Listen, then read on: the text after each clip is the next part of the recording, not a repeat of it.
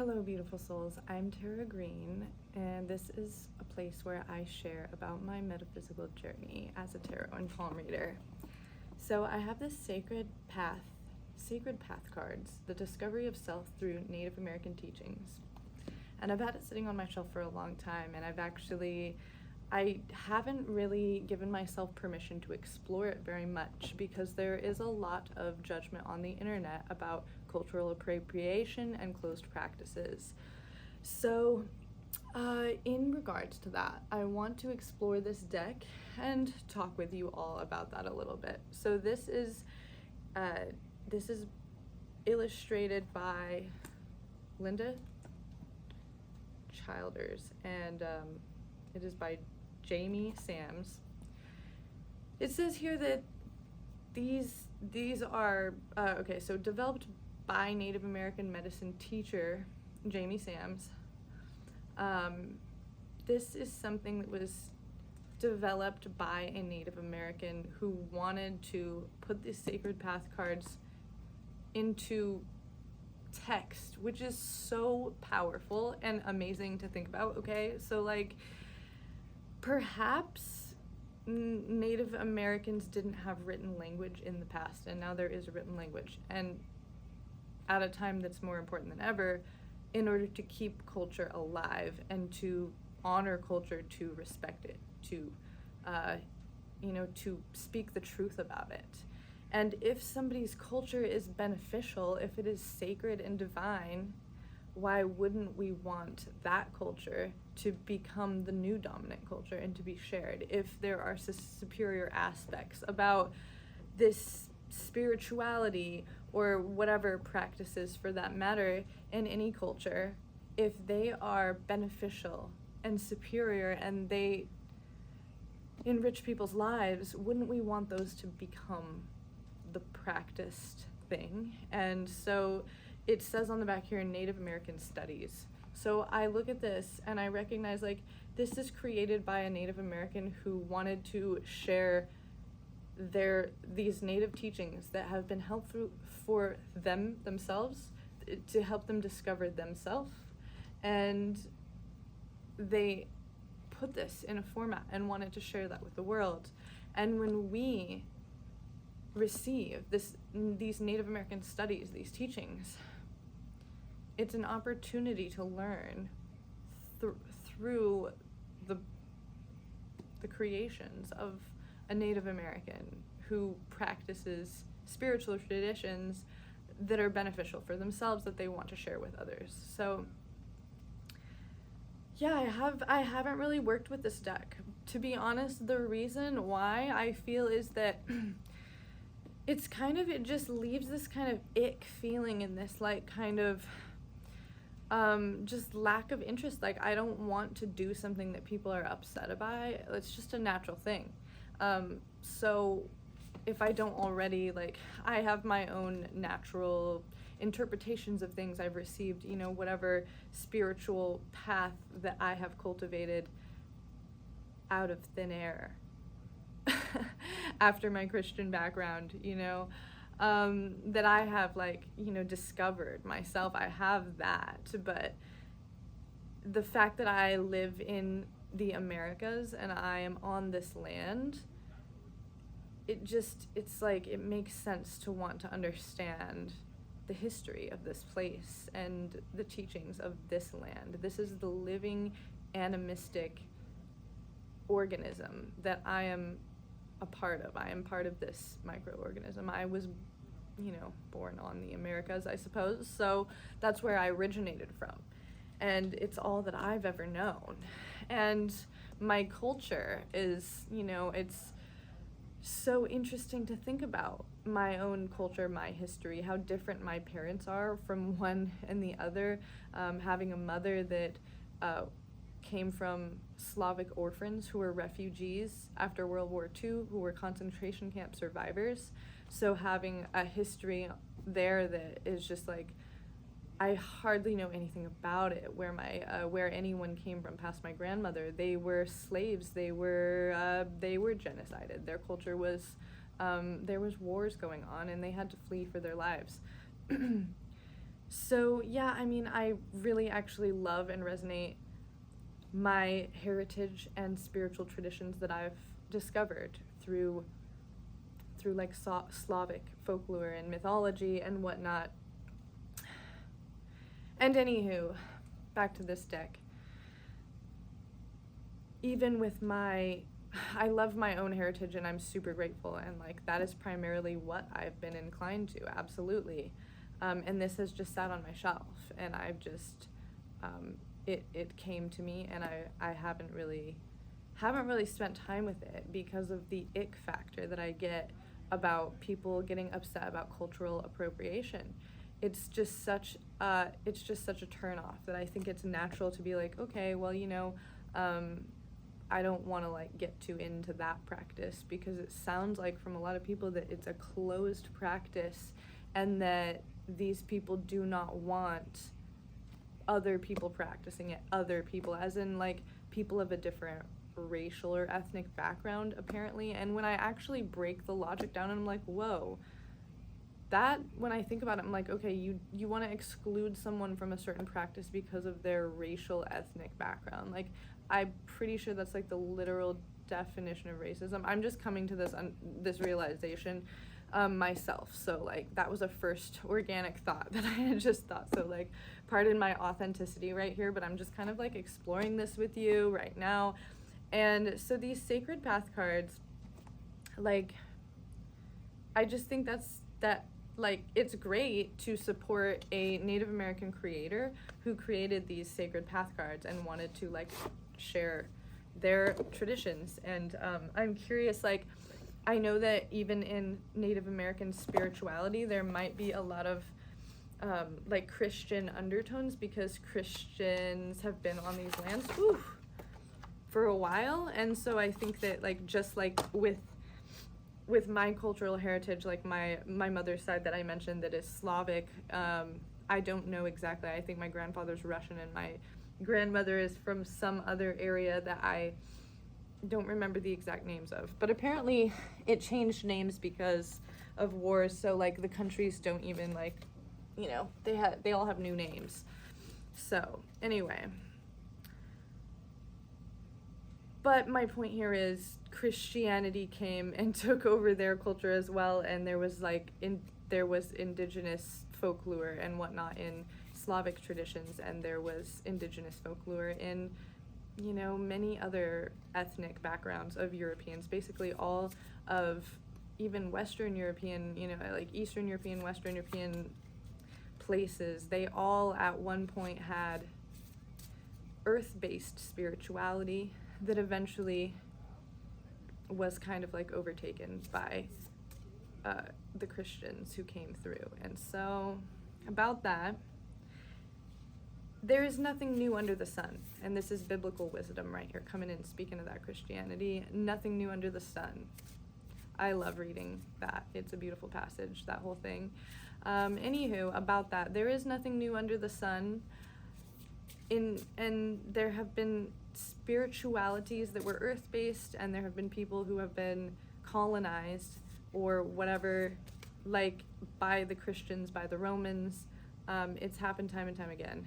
And so it's just tragic, and so many people are lost and disconnected from their cultures. And so I think that it's really beautiful and special to see somebody keeping their culture alive, and I think that that should be shared and spoken about. And the thing about books and cards and that sort of stuff is like, unless it's distributed and studied, then nobody's gonna know. And so people can get upset and have no connection to Native American spirituality and just stand there from behind their screen getting upset about cultural appropriation and saying that people are like, stealing from a closed practice, when what they're trying to do is connect to some sort of, I don't know, something that resonates with them. An earth-based spirituality, maybe they resonate with it because they have indigenous ancestry. Maybe it's Native American, maybe it's from Europe.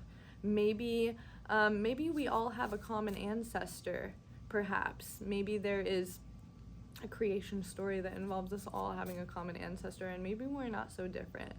And maybe if we focused on practices that uplift us, we could like come together and experience like healing as a collective and joy, and wouldn't that be amazing? Anywho. So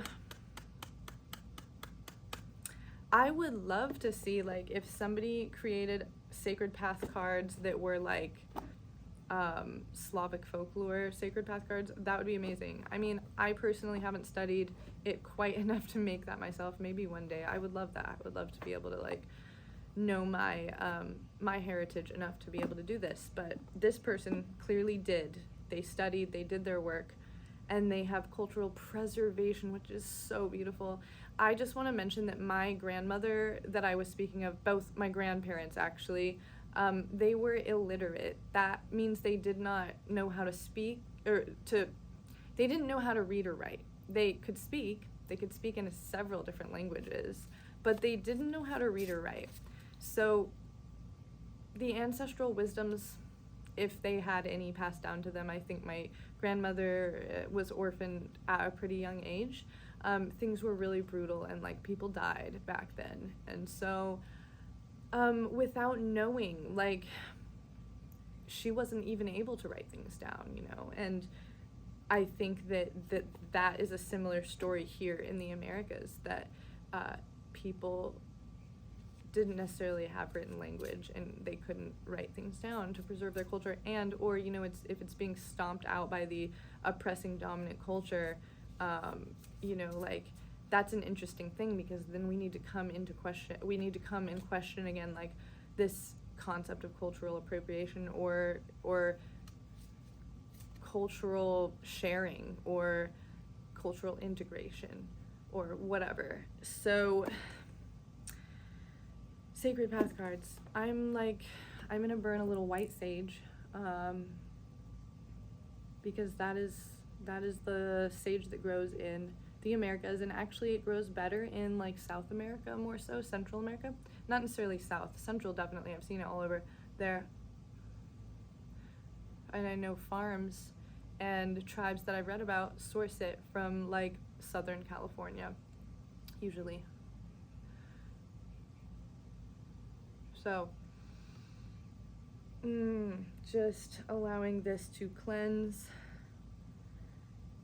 any energies that are not serving us. And now with everything we talked about, let's pull a card.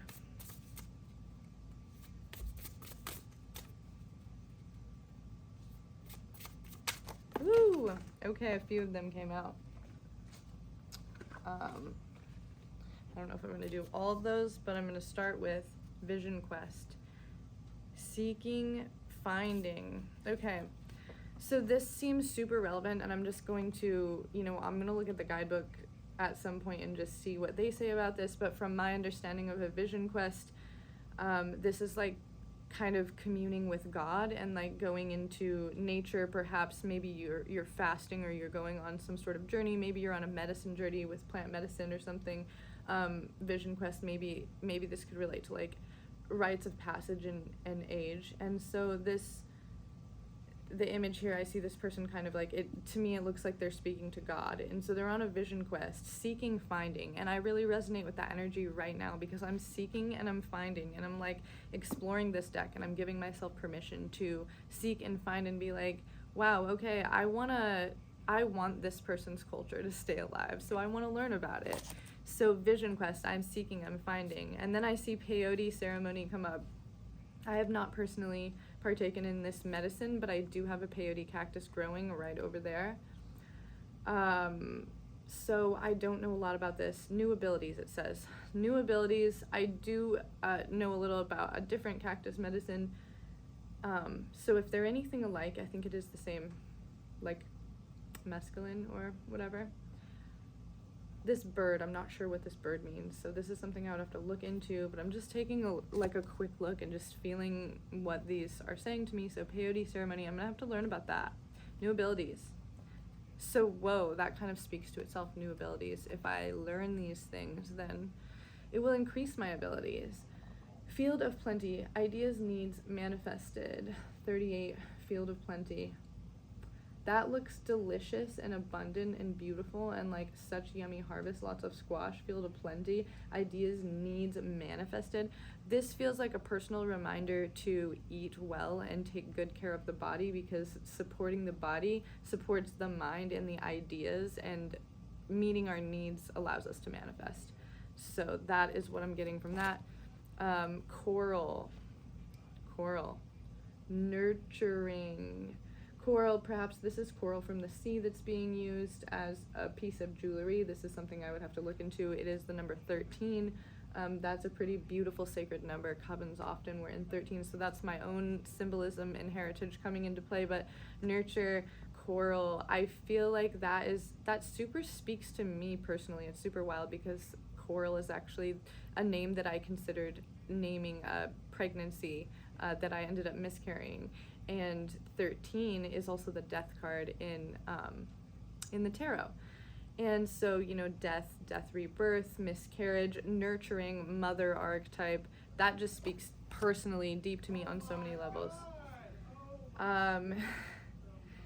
Yeah, so East Shield, illumination, clarity. I see this eagle coming through, and it's sort of in this like, kind of like a dream catcher looking thing. So East Shield, and East is where the sun comes up. So I know that dream catchers, or at least this is what, to my understanding, correct me if I'm wrong, anyone, that you want the sunlight to hit them in the morning. So this is like the East Shield, and it does look like a dream catcher and a bird. So I'm seeing like illumination and clarity, like the brightness of the sun coming every morning, and that new beginning coming to kind of like cleanse and clear away any stagnation or energy that isn't serving, and having the illumination and the clarity, like to even interpret our own dreams and to understand ourselves, our true desires, our soul's journeys, needs, our, you know, all of that. That's the number 8. So that's 8 is the year that we're in, 2024. So that could be kind of like relating that to the entire year, that this is a year of illumination and clarity. So yeah, I feel like I could just keep going. I actually really am impressed with these cards, and I really resonate with like most of them, and a lot of the symbolism, like just really, I vibe with it. I think the images are super beautiful. Dream time, and I've like totally been feeling dreams and feeling motivated and like feeling emotionally very connected to my dreams. 33, that's a powerful number. That is like, 33 is the number that they say Jesus died at, so that's also a major death and rebirth number. Dream time being that which connects us to our subconscious or to our God self, to the other realm. Unlimited vision, so I'm feeling that in the unlimited vision of like dream time is where source and where God and where our soul and our higher self can like speak to us. So anyway, I am looking forward to reading some of the guidebook and getting to know what the Native American interpretations of some of these symbolisms are. Okay. East Shield just like really wants us to pay attention to it, so.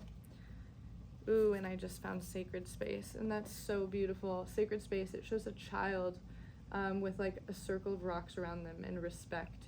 So that's super beautiful and reminds me like to respect children and to create sacred space for them, for my own child, and to teach them respect as well. 4/4, again, the year of the 8, so it seems pretty powerful.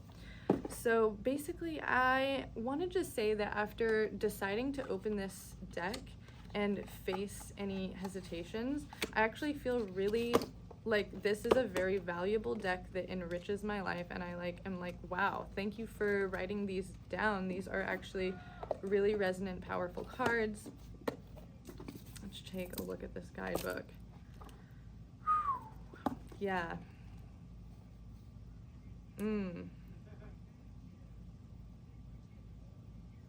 So there's like poems that go with the picture of each card, and then there's a whole explanation of meanings and history, talking about clans, talking about chiefs. I'm just like kind of just briefly going in, and there's a section with how to apply the card and the meaning.